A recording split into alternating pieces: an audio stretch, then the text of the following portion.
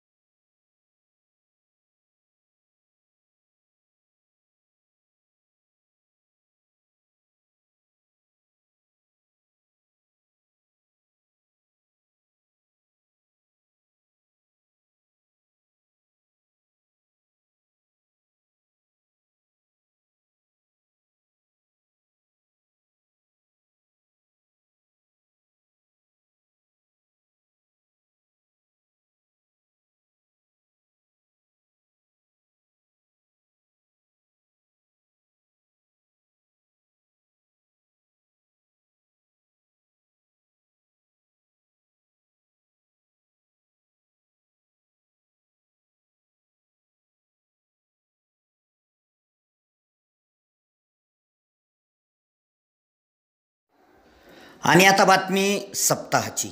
तालुक्यातील वरवगाव येथील श्री क्षेत्र शिवरामपुरी मठ संस्थानात वैकुंठवासी महंत रामकृष्ण महाराज यांच्या 13व्या पुण्यस्मरणानिमित्त रविवारपासून अखंड हरिनाम सप्ताह व श्रीमद भागवत कथा ज्ञानेश्वरी पारायण सोहळ्याचे आयोजन करण्यात आले आहे। सप्ताहात महाराष्ट्रातील नामवंत कीर्तनकार हजेरी लावणार असून विविध धार्मिक कार्यक्रमाचे आयोजन करण्यात आल्याची माहिती मठाधिपती भगवान महाराज वरबगावकर यांच्यासह पत्रकार धनंजय देशमुख यांनी दिली आहे। तर हे होतं सक्रिय पत्रकार संघाचं आजचं बातमीपत्र। पुन्हा भेटूयात उद्याच्या बातमीपत्रात। तोपर्यंत नमस्कार।